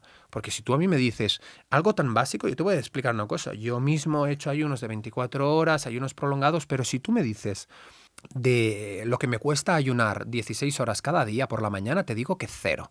Pero si tú me dices que me salte la cena, que es el momento donde más disfruto, te diré, no, tío, no quiero saltarme la cena porque lo disfruto, porque estoy con mi familia, porque estoy tranquilo. Entonces, lo más importante no es cuándo ayunas, sino cómo ayunas. Para mí eso es clave. ¿Y existe alguna diferencia entre hombres y mujeres a nivel fisiológico en la relación con cuándo hago el ayuno? Me explico. Lo que yo he observado durante muchos años, y puede ser que sea casual, ya me lo dices tú, es que en general a los hombres nos cuesta menos ayunar por la mañana y a las mujeres les cuesta menos, por ejemplo, no cenar. Aquí yo más que esto te diría que las mujeres, fíjate, desde una perspectiva evolutiva tiene todo sentido y por eso siempre hago tanto hincapié en este marco teórico. Y es que las mujeres son extremadamente sensibles a los cambios energéticos. ¿Por qué? Porque son las que, le pese a quien le pese, lo comentamos en otro podcast, tienen el mayor peso de la... ¿Qué? De la supervivencia y de la supervivencia de la especie, ¿no? De la procreación, etcétera. Entonces, cualquier tipo de cambio energético, cualquier tipo de estrés fisiológico a una mujer le va a perjudicar muchísimo más que a un hombre. ¿Por qué? Porque, insisto, el hombre desde esa perspectiva ancestral, ¿te acuerdas que lo dijimos en broma? Pero interviene 10 minutos en la procreación de la especie y la mujer son 9 meses, tiene que haber un ambiente seguro, etc. Entonces, por eso también son más sensibles las mujeres a los hombres a los ayunos prolongados y sobre todo al estrés fisiológico. Ajá. Y también por eso son más sensibles a nivel tiroideo. Pero también es cierto de que sí, que el ayuno se puede y sería muy interesante adaptarlo al ciclo menstrual, porque hay fases donde estás mucho más, por ejemplo, durante la fase, el pico ovulatorio y sobre todo hacia final de, cuando está a punto de concluir la fase lútea, las mujeres sienten una necesidad de ingerir más alimentos, de ingerir más azúcar y no es casual porque es justamente después del pico ovulatorio donde se resuelve si la mujer va o no a quedarse embarazada. Entonces, entre la fase del pico ovulatorio y más allá sería recomendable moderar más los ayunos y una mujer aguantaría más los ayunos quizás más extensos durante la fase folicular. Pero en cualquier caso... Igualmente, no sé si me has llegado a contestar si por la noche la mujer puede saltarse más fácilmente la alimentación, no comer. No tienes datos de esto. No, realmente desde una perspectiva científica desconozco esto. Es algo que me llama la atención, lo investigaré. Es completamente observacional mío, pero te diré que no han sido pocas las personas. No, es cierto. Muchos años Brenda también le pasa lo mismo. Se puede saltar la cena, pero no el desayuno. Qué ¿Te curioso. Das cuenta? Bueno, pues ahí lo dejamos. No sé si a vosotras y a vosotros os pasa, si estaréis de acuerdo, dejadlo en comentarios, pero lo que está claro es que ahora ya sí vamos a entrar al tema de la problemática del estrés a nivel de la tiroides y por qué a los hombres no le afecta tanto el ayuno a nivel tiroideo y a la mujer sí. Claro. Lo primero es, siempre tengamos en cuenta que la mujer tiene un peso en la supervivencia de la especie infinitamente mayor a la del hombre. Esto es así. El hombre también de por sí tiene niveles mayores de testosterona, muchísima más masa muscular y por tanto evolutivamente estamos diseñados para lo que estamos diseñados, para luchar. Para luchar y, ¿cómo se dice la palabra? Proveer de energía a la familia, es así. ¿Y ellas para qué están evolutivamente diseñadas las mujeres? Pues para proteger, para el cobijo, para albergar, claro, todo esto. Entonces, digamos que nosotros en el peso evolutivo nos podemos permitir perder más energía sin tener tantos cambios y ellas no. Por eso, insisto, ante cualquier mínimo estrés fisiológico sostenido en el tiempo, se interrumpe la liberación de GnRH, una hormona hipotalámica que le dice a la hipófisis que genere LH-FSH, y estas dos hormonas, a su vez, regulan el ciclo menstrual y muchas funciones sexuales, ¿no? Entre ellas, pues la producción de estrógenos, etc. Entonces, lo que quiero decir, aquí vamos a ponernos súper serios con dos temas. Uno, cuando se habla de ayuno, insisto, es un reduccionismo decir si el ayuno es o no saludable, porque vamos a ver en quién, vamos a ver cuántas horas y vamos a ver en qué contexto. Es decir, ¿en quién? Hombre o mujer. ¿Cuántas horas? No es lo mismo un ayuno de 24 que uno de 14. ¿En qué contexto? No es lo mismo una mujer que tiene hipotiroidismo de Hashimoto y además tiene estrés que una mujer que está tranquila, hace su caminata diaria, hace su yoga y no tiene ese contexto hormonal. Entonces, lo más importante, y esto es algo de lo que no se habla, personas que tienen disfunción en el eje hipotalámico hipofisario adrenal, es decir, que están como una moto todo el día estresadas y que tienen niveles de cortisol por las puñeteras nubes todo el día. Sean hombres o mujeres. Sean hombres o mujeres, no deberían ayunar. Primero porque van a perder masa muscular. Es casi evidente por la elevación del cortisol. Aunque tengan sobrepeso, Marc. Sí. Si van con un estrés crónico, estás incrementando constantemente los niveles de glucemia. A ver, ayunar, te hablo de más de 16. Vale, me voy a mojar, te diría que entre 12 y 14 es algo relativamente razonable. Lo aconsejarías, ¿no? Sí, pero si aunque estés de estrés hasta las cejas. Sí, a ver, si es entre 12 y 14 yo lo considero un ayuno naturalmente fisiológico, vale. Sí. Y a partir de ahí, digamos que entre 12 y 14 obtienes lo mejor del ayuno prácticamente sin ningún perjuicio. Te diría que prácticamente. Vale. A partir de las 14 ya la cosa, a medida que avanzan las horas, empieza a complicarse más, a entender un poco más el qué. Pero yo, por ejemplo, si viene una persona en consulta, y lo veo muchísimo, hablaremos de lo que sucede en consulta, pero si viene una mujer que tiene estrés, una mujer o un hombre que tiene estrés crónico y que se están haciendo ayuno, se lo prohíbo totalmente. Le digo, no, si quieres ayunar, haremos entre 12 y 14 máximo. ¿Por qué? Insisto, Porque nuestro cuerpo, sobre todo el hipotálamo, lo que te había explicado, responde exactamente igual, Víctor, a un estímulo, a cualquier tipo de estrés físico, psicológico o emocional. ¿Esto qué quiere decir? Que tu cuerpo va a liberar cortisol si tú entrenas en ayunas y mezclas dos estresores, entrenamiento y ayuno. Si tú estás preocupado por pagar la hipoteca a final de mes por un tema económico, un estresor psicológico o emocional, si tú te estás separando de tu pareja. En ambos casos, tu cerebro, esta es la paradoja moderna, ¿no? Tenemos un cerebro primitivo adaptado durante más de 2,5 millones de años, que conforma el 99% del tiempo de nuestra historia, adaptado a esas condiciones en un entorno moderno radicalmente distinto al que hemos vivido en todo ese periodo de tiempo. Por lo tanto, da igual, lo que te quiero decir entre comillas es, da igual si es huir o defenderte de un depredador o pagar una hipoteca o separarte. Tu cerebro va a actuar liberando CRH, estimulando a la hipófisis a que libere ACTH y las glándulas suprarrenales liberen cortisol. Esto es así. Entonces, si tú eres una persona con mucho estrés de base, siempre recomiendo, evidentemente, pedir analíticas, evaluar de forma objetiva los niveles de estrés en saliva y también mirar la ECTH, mirar todos estos ejes para saber si esta persona debería o no ayunar. Pero ya cuando me vienen con mucho estrés y ayunan 18 horas o hacen un ayuno o más de solo comer una comida al día, en todo caso está completamente Cuando desaconsejado. ya vienen con patología o cuando vienen con disfunción. Totalmente. Y luego el eje tiroideo, y esto es el dato que nadie dice, no sé si por desconocimiento o porque intencionadamente lo omiten. La tiroides, así como el cortisol es un freno, o la prolactina son frenos metabólicos, por decirlo de alguna manera sencilla, la tiroides es el acelerador. Es la glándula que produce hormonas tiroideas y regula la velocidad a la que se suceden todas las reacciones metabólicas. Por ejemplo, si tú tienes hipotiroidismo, tienes digestiones más lentas, tienes menores niveles de energía, mayor dificultad para utilizar según qué sustratos energéticos. Si tú tienes hipertiroidismo, te pasa todo lo contrario, ¿sí? Entonces, teniendo esto en cuenta, la tiroides se comunica directamente con el eje, con la hipófisis y el hipotálamo a través del eje hipotalámico hipofisario tiroideo. Ok. Antes hemos dicho, no sé si te has quedado con esto, pero te lo vuelvo a traer, que cuando comemos, todo el mundo sabe, o creo que sabe, los que están puestos en nutrición, que la leptina, esa hormona que se produce en el tejido adiposo, no es una hormona de saciedad, nada que ver con esto, es más bien un indicador hipotalámico de energía. Si hay más leptina, el hipotálamo dice, ok, hay suficiente energía, suficientes recursos, ves haciendo. Si la leptina se reduce, entonces cuando el hipotálamo se resiente empieza a hacer lo propio para garantizar la supervivencia. Ok, pero lo que nadie sabe, y aquí el friki que se ha pasado horas estudiando, es que la insulina también es un indicador hipotalámico energético. ¿Y esto qué quiere decir? Que sí, esto lo has comentado antes. Que cuando tú reduces drásticamente los carbohidratos de la dieta y prolongas una dieta cetogénica en el tiempo, cuando tú, sobre todo, las dietas, esto se ve más pronunciado, no es un ataque a la dieta cetogénica, pero bueno, el carbohidrato estimula la insulina. Cuando bajas mucho los niveles de insulina o haces dietas hipocalóricas o ayunos prolongados, en estos tres escenarios se reduce mucho la insulina, ¿qué sucede?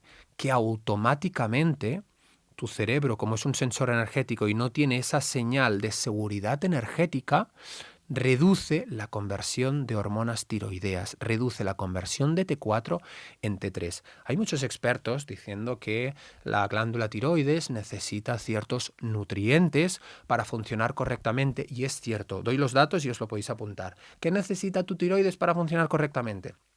Necesita hierro para la enzima peroxidasa tiroidea. Necesita magnesio para producir suficiente TSH. Magnesio, aquí tenemos el triple magnesio de B-Levels, tenéis un 5% de descuento, con el código La Hoguera. Necesita magnesio.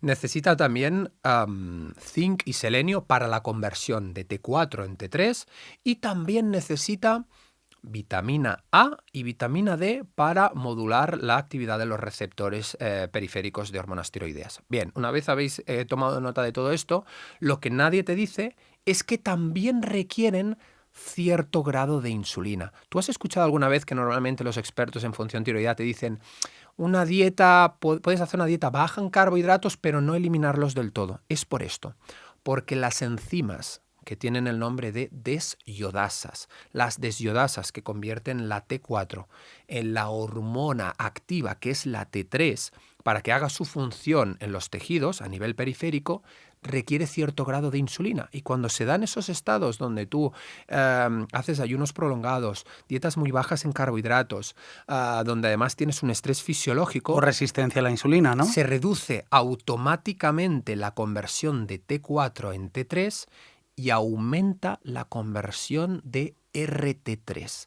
La RT3 o T3 reversa es una fracción inactiva muy similar a la T3 que compite por los mismos receptores y que por tanto inactiva el metabolismo y reduce muchísimo el metabolismo. Por eso una persona cuando... ¿Pero y qué función tiene esta RT3? Justamente, o sea, reducir el maligna, ¿no? Sí, reducir el metabolismo, porque es un freno metabólico para que tú reduzcas la velocidad a la que se suceden las reacciones. ¿Por qué? Para conservar energía y garantizar la supervivencia. Es un mecanismo fisiológico adaptativo que durante muchos años, recordemos, en un entorno de mucha escasez, garantizaba la preservación energética. Y por tanto, cuando tú tienes muchas personas que hacen, sobre todo mujeres que son más sensibles, que hacen dietas hipocalóricas muy restrictivas a largo plazo, fíjate que, insisto, están caquéxicas, están delgadas pero no están definidas. Todos conocemos al la típica persona muy delgada pero que sigue teniendo grasa abdominal. ¿Por qué? Porque es el cuerpo intentando maximizar toda la energía que puede en forma de grasa y deshaciéndose del músculo y deshaciendo de la energía de otros tejidos o de otras funciones que no son tan importantes. Por eso tienes esa persona sin músculo, con grasa abdominal y con amenorrea. Pero entonces, si es tan interesante la presencia de insulina en el organismo para que haya una buena conversión T4 a T3, fíjate, estoy aprendiendo un montón, tal cual, pero es lo estás explicando súper bien, tío. Es tal cual. Me encanta, me está volviendo loco. Entonces, lo que tenemos que potenciar es la sensibilidad a la insulina, por ejemplo, que esto es 100%. Flexibilidad metabólica. Pero aquí tengo una especie de paradoja y es, al menos de lo que se dice, es que no es muy bueno tener picos de insulina muy elevados en sangre. Es que puedes mejorar la sensibilidad a la insulina de muchas formas. No hace falta... Pero tener la insulina alta, yo qué sé, no sé de qué indicadores se habla, ¿no? Pero, por ejemplo, que yo coma, yo qué sé, un dátil o algo y eso me eleva me eleva la glucosa, pero me eleva la insulina, ¿no? ¿Eso es positivo para la tiroides? No. Yo no estoy diciendo que sea positivo picos de insulina. Estoy diciendo que es positivo mantener ciertos niveles mínimos de insulina.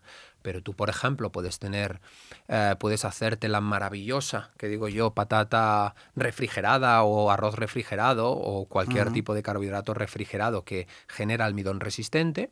Este almidón resistente tiene cosas increíblemente positivas porque, 1, mejora la microbiota. 2, reduce la inflamación.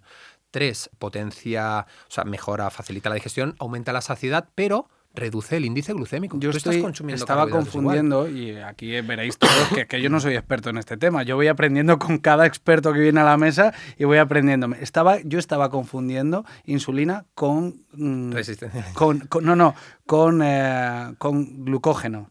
Claro, no. O sea, que te sube el azúcar en sangre cuando comes algo y que lo que no es bueno es tener azúcar en sangre, un picazo de narices. O crónicamente elevada la insulina. Vale, Fíjate que en determinado contexto, una persona que quiera hacer, por ejemplo, una dieta ideal para la tiroides, dieta antiinflamatoria, evidentemente sin gluten, evidentemente o moderadamente baja en lácteos de vaca por el tema de la caseína TA, 1A, sin edulcorantes, antiinflamatoria de tipo paleo. ¿Qué es de tipo paleo? Alimentos naturales sin procesar, como puede ser un boniato, como puede ser cualquier tubérculo, todo lo que contemple un alimento natural sin procesar. Pero es que si además, insisto, refrigeras la patata, etcétera, obtienes beneficios digestivos para la microbiota muy interesantes, porque aquí también te doy un dato relacionado con la pérdida de grasa.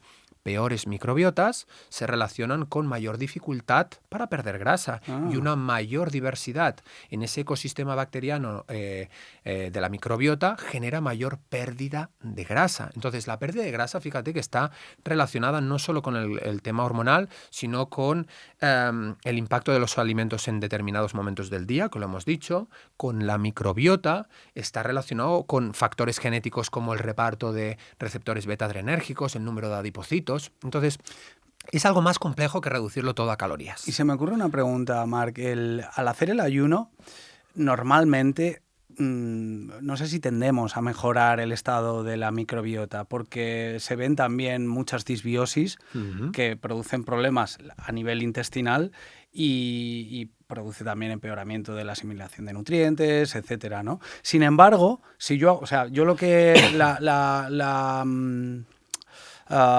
estrategia que veo muy potente es hago ayuno para mejorar mi salud intestinal. Claro. Si tengo disbiosis, puedo hacer algún ayuno así controlado para mejorar mi salud intestinal. Pero también si hago ayuno en un contexto de estrés, estoy provocando problemática en la tiroides. Es como contradictorio, ¿no? Y en la microbiota. El también. estrés es uno de los mayores vinculantes a la disbiosis. De hecho, por dar un dato orientativo, detrás del 95% de SIBOs, de sobrecrecimiento bacteriano en el intestino delgado, hay un componente muy importante de estrés. Ajá. Y de hecho te daré otro dato todavía más, si me permites la palabra, acojonante. Y es que el otro día lo hablábamos con Sari Arponen fuera del podcast y decíamos que si tú eres el mejor nutricionista o médico integrativo y has hecho PNI y conoces que hay que dar pues estos suplementos herbáceos, que si alicina, que si lactoferrina, que si aceite esencial de orégano, todo eso está muy bien. Y hacer una dieta baja en FODMAP está muy bien, sí.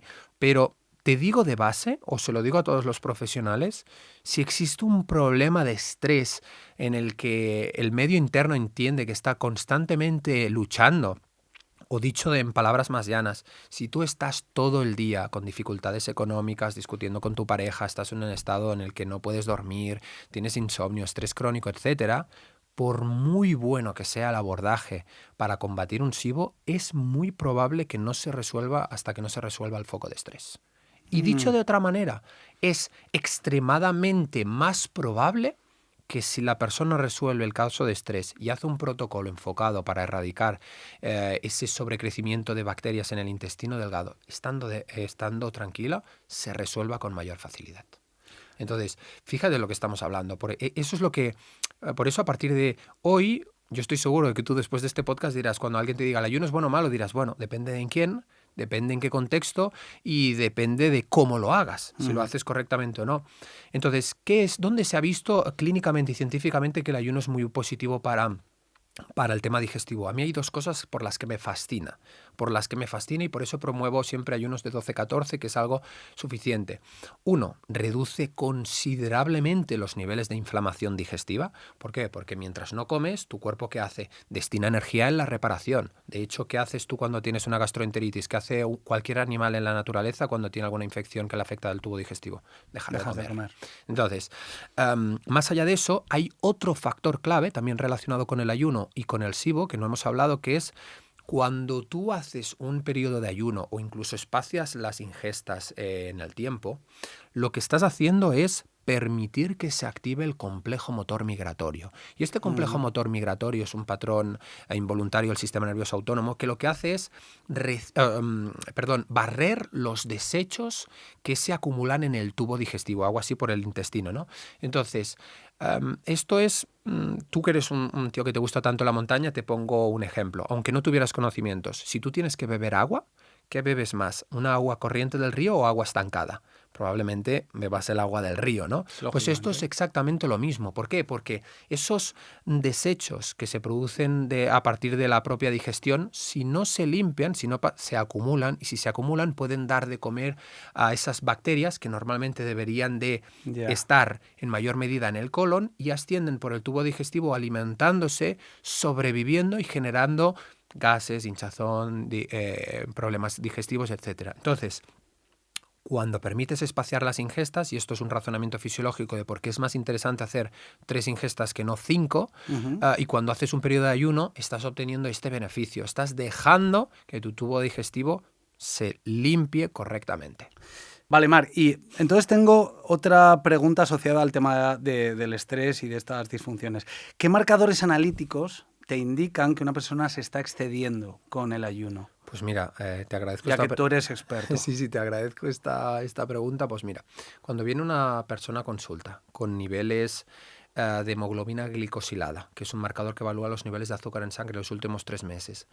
En 5,7, en rangos de prediabetes, que suele ser desafortunadamente demasiado habitual. Cuando veo la insulina en 3, ahora te explico todo, y los niveles de urea elevados, se está excediendo con los ayunos casi seguro. ¿Por qué? Porque el tipo de perfil que viene a mi consulta son personas que ya tienen cierta información, no es la típica persona, pues a lo mejor que tiene que sedentaria, sobrepeso, etcétera, sino más bien al contrario, personas que ayunan mucho, que hacen keto y tal, y que no entienden por qué les está perjudicando su metabolismo. Entonces, te he dicho, niveles elevados de glicosilada con niveles bajos de insulina. ¿Qué me indica esto? La insulina es un marcador muy sensible de la sensibilidad a esta hormona. Si está habitualmente entre 3 y 6, es muy buena sensibilidad a la insulina. Si está más de 10, es resistencia a la insulina inducida probablemente por la dieta y el exceso de carbohidratos. Entonces, que está en 3 me demuestra que tiene una buena sensibilidad a la insulina y no están los niveles elevados de insulina. Pero paradójicamente, los niveles de azúcar en sangre en los últimos 3 meses sí están elevados. ¿Por qué? Por el efecto hiperglucemiante y que genera resistencia a la insulina del cortisol. ¿Te acuerdas que antes te había dicho que el cortisol era contrario a la insulina en términos glucémicos? Pues si estás con estrés crónico porque estás abusando de los ayunos, además le sumas tu estrés emocional, etcétera, estás disparando el cortisol, estás disparando la adrenalina, pero sobre todo el cortisol. En ese intento por incrementar la glucemia en ese estado de ausencia de alimento genera resistencia a la insulina y es algo muy habitual ver niveles elevados de glicada con bajos niveles de insulina. Y ya por último los niveles de urea, que tú dices, ostras, pues este marcador, tú vas al médico convencional y tienes niveles elevados de urea y puede pensar en un problema renal, puede pensar en que la típica respuesta vaga de ¿estás pasándote con las proteínas o estás deshidratado? Si bien puede ser parcialmente correcto, lo que ellos no entienden si no están actualizados con el tema del ayuno o dietas cetogénicas, etcétera, es que en ese estado de ayuno, con estrés, con niveles elevados de cortisol, vemos por un lado el reflejo de esa resistencia a la insulina en la glicada, pero te voy a explicar algo que es importante entender para llegar al punto de la urea. Los aminoácidos, antes te había explicado, están formados por una parte amino y una parte ácido. Bien, esta parte amino se puede transferir a otros aminoácidos en un concepto que se conoce como transaminación o se puede eliminar. Cuando se elimina, este proceso se conoce como desaminación. Entonces, se elimina este grupo amino y el cetoácido, ¿dónde iba? A la gluconeogénesis en según qué estados. También puede generar lipogénesis, etcétera, pero no me meto aquí. Cuando se elimina el grupo amino, se libera amoníaco. El amoníaco es extremadamente tóxico para tu organismo y tu hígado produce urea para desecharlo en la orina a través de los riñones. ¿Entiendes? Entonces, unos niveles elevados de urea indican una fuerte desaminación y un estado catabólico, lo cual encaja todo. Cortisol elevado, hormona catabólica, utiliza aminoácidos para obtener glucosa, genera resistencia a la insulina y la insulina está baja. ¿Qué estoy viendo yo? Que el problema no son los carbohidratos, el problema es que se está excediendo con los ayunos y el estrés. El domingo, hoy es martes, el domingo hice una carrera de trail, 4 horas y media corriendo por la montaña. Ayer estaba estallado, reventado, agujetas. Estoy completamente... Si tú hicieras una analítica... Espera, déjame terminar, que esto yo creo que te va a encajar. Ayer estaba destrozado a nivel muscular, ¿no? Hice un rodaje por la tarde regenerativo, que le llamamos, ¿no?, los del mundo de la resistencia, y cuando terminé ese rodaje, 45 minutos a bajísima intensidad, apestaba a amoníaco. 100%. Me olía el cuerpo amoníaco que flipas. ¿Tiene que ver con esto? 100% lo que te digo. Pero no estaba en ayuno, No, pero es igual. Cualquier tipo de estado catabólico, volvemos a lo mismo, ojo. El ayuno lo pronuncia y es uno de los marcadores que más potencia esa desaminación. Pero un estrés elevado de cortisol durante todo el día también genera desaminación. Entonces, lo que te quiero decir es que si tú después de esa carrera te hubieras hecho una analítica, seguro, hubieras tenido niveles de lactato elevados, de la lactato deshidrogenasa, de la creatinquinasa y niveles elevados de urea por desaminación, seguro. Pero es un proceso normal, ¿no? En ese estado sí. Claro. Pero por eso te digo que cuando las personas, viene una persona que se cuida, que dice que se cuida la alimentación, que no entiende por qué no consigue sus objetivos y me viene con según qué analíticas, ¿sabes qué le digo? Le digo, ok, a partir de ahora vamos a hacer, ¿tú quieres mejorar tu composición corporal, no? Sí. ¿Cuánto haces el ayuno? Pues mira, 18, 20 horas hago OMAD. Vale, estás comiendo poco, estás extendiendo el ayuno, estás estresada porque tienes 2 hijos, 3 trabajos. Vale, ok. Lo que vamos a hacer es, no vas a ayunar más de 12 a 14 horas en ese rango y no vas a estar pendiente del reloj para ayunar. Vas a ingerir más ingestas, vamos a pasar de 1 a 3 y vas a comer carbohidratos y los vas a comer por la noche. ¿Y sabes qué es lo paradójico? Que pasa un mes y medio, los niveles de glicada de 5.7 pasan a 5, un mes y medio no, pero quizás en 2 meses de 5.7 a 5.4 o 5.2, la persona mejora su sensibilidad a la insulina. ¿Por qué? Ha comido carbos. Hostia, ¿y cómo puede ser? ¿La insulina qué hace? Reducir los niveles de azúcar en sangre. Entonces, mejora su perfil hormonal, reduce los niveles de urea. ¿Por qué? No porque coma menos proteína, al contrario, porque está reduciendo el estado catabólico. ¿Y la insulina qué es? Una hormona anticatabólica y anabólica. Entonces está haciendo que preserve masa muscular. Y lo más paradójico es que cuando se reducen esos niveles de azúcar en sangre, la mujer puede facilitar esa oxidación de grasas un par de días cuando sale a caminar en ayunas tranquila. Brutal. Para acabar, Marc, también sé que es una duda que tenéis todos, igual que la tengo yo, y que me interesa mucho, que es, ¿existe algún, por un lado, hábito o por otro lado, alimento suplemento que potencie los efectos del ayuno o de la autofagia? Muy buena pregunta, Víctor. La respuesta es que sí. ¿Qué elementos, voy a poner, ya no hay ni alimentos, qué elementos potencian el ayuno y la autofagia? 1. Ejercicio físico de moderada intensidad, ¿sí? Siempre teniendo en cuenta este matiz. Exposición al frío, exposición al calor. Tomar café, hay una mezcla, esta se la debo a mi amigo Antonio Valenzuela. Hay una mezcla muy interesante para potenciar también la biogénesis mitocondrial y ampliar la autofagia, que es, yo siempre les recomiendo a los clientes 2 opciones. Café con canela, que mejora la sensibilidad a la insulina, y cardamomo, que potencia la biogénesis mitocondrial, la formación de nuevas mitocondrias y, por tanto, más mitocondrias, más oxidación de grasas, utilización energética, más eficiencia. ¿Café solo? Sí, café solo, por supuesto, sin edulcorar, ni los edulcorantes, acordaros, el sabor dulce inhibe la autofagia, ¿sí? Y además no hablamos de que ciertos edulcorantes empeoran la microbiota. Pero un café solo, orgánico, de buena calidad, un poquito de canela y cardamomo potenciaría muchísimo los efectos de la autofagia y del ayuno. La otra opción para los que no les gusta el café, o un té verde o un té matcha con un pelín de jengibre o cúrcuma. También amplifican la autofagia, es súper curioso. Otras bebidas que también no interrumpen el ayuno y que es súper interesante. Pues una bebida de agua con un poquito de agua de mar, ¿no? Para reponer electrolitos, y una pizca de vinagre de manzana. Y esto hay gente que dice, o te desagrada mucho o te fascina. Pero el vinagre de manzana no rompe el ayuno. No. De hecho, en dietas cetogénicas incrementa la cetogénesis. Lo que sí rompe el ayuno es añadir MCT y aceite de coco. Insisto, el matiz que ya lo he explicado antes. ¿Puede aumentar la cetogénesis, la producción de cuerpos cetónicos? Sí. ¿Tiene otros beneficios? ¿Puede aumentar la energía? Sí. Es que, Marc, yo me tomo el MCT Oil y estoy mucho más saciado. Claro que sí, por el efecto saciante y energético que tienen ciertas grasas, ¿no? El ácido láurico, etc. Pero eso no significa que no interrumpa el proceso de autofagia. ¡Ojo! Un matiz que no se ha dicho en el podcast y que también tengo que matizar por purista. La autofagia no es un proceso... Es un proceso dinámico, no es un proceso absolutista. ¿Qué te quiero decir? Que tú puedes interrumpir la autofagia a nivel digestivo porque están entrando calorías o nutrientes, pero puedes estar estimulando la autofagia a nivel muscular porque estás entrenando en ayunas un HIIT.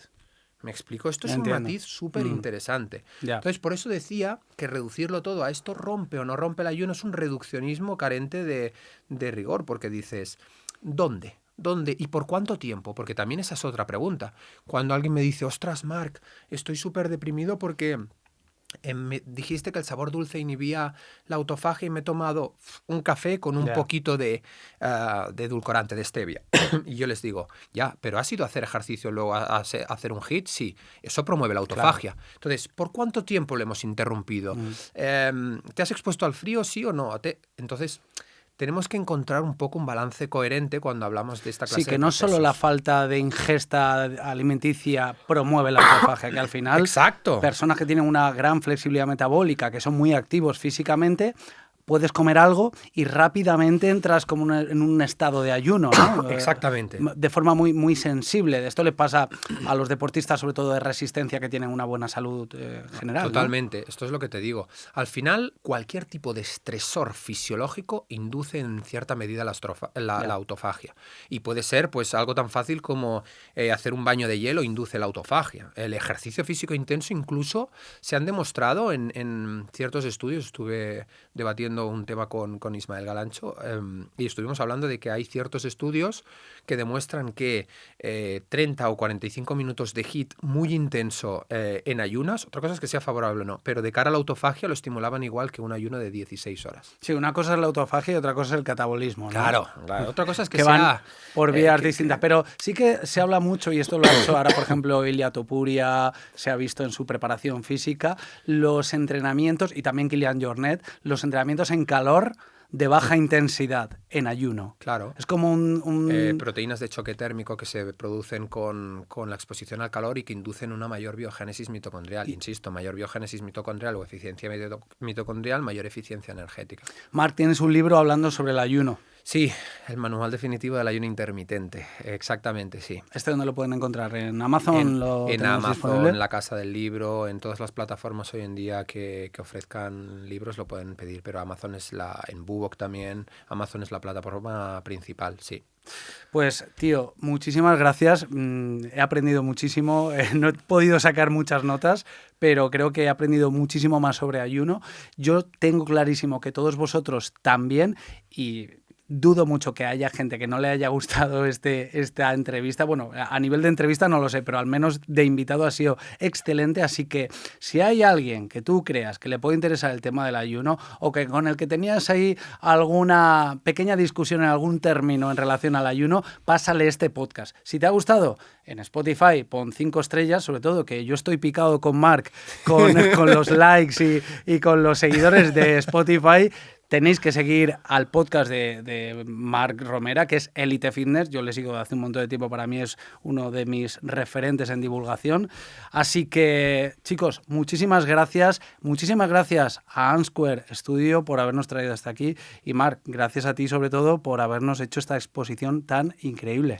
Gracias en primer lugar a ti por la invitación, por ofrecerme este espacio en tu casa, ¿no? Que estoy súper mega cómodo. Gracias también al equipo por el trabajo increíble que están haciendo detrás. Gracias a tu audiencia por haber llegado hasta el final de este podcast. Y por supuesto también deciros, es poco habitual entre divulgadores, pero yo soy una persona muy con una ética de trabajo muy enfermiza. Dejar vuestras dudas en los comentarios del podcast respecto al ayuno y en cuanto tenga un momento os prometo que me pasaré a resolverlas. Gracias, Marc. Hasta la próxima. Gracias por haber llegado hasta aquí. Si os ha gustado la charla, compartidla, dadle like y, por supuesto, suscríbete al canal. Y recuerda, si te interesa cuidarte de verdad con suplementos de alta calidad, en blevels.com con el código Hoguera tendrás un 5% de descuento. Nos vemos. Hasta la próxima.